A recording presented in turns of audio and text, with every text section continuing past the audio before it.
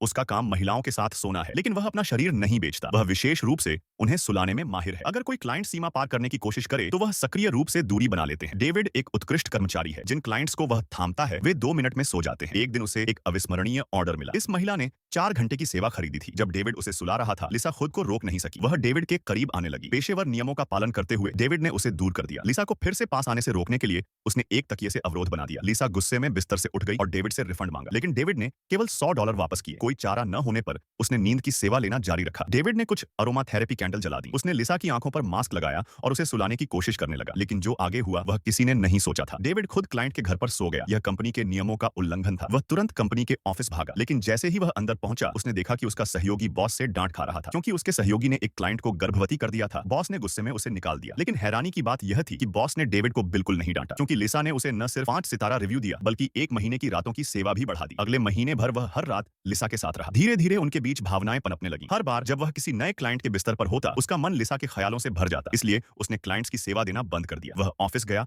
और इस्तीफा दे दिया। फिर वह फूल लेकर लिसा के घर गया उसे शादी के लिए प्रपोज करने, लेकिन लिफ्ट पूरी तरह भरी हुई थी। वह उसमें नहीं चढ़ पाया। डेविड के पास सीढ़ियों से चढ़ने के अलावा कोई चारा नहीं था। उसी समय एक आदमी लिसा के दरवाजे पर घुटनों के बल बैठा उसे प्रपोज कर रहा था। जब डेविड ने यह दृश्य देखा तो वह लिसा से तुरंत निराश हो गया, लेकिन हैरानी की बात यह थी कि लिसा ने फिर भी डेविड को चुना।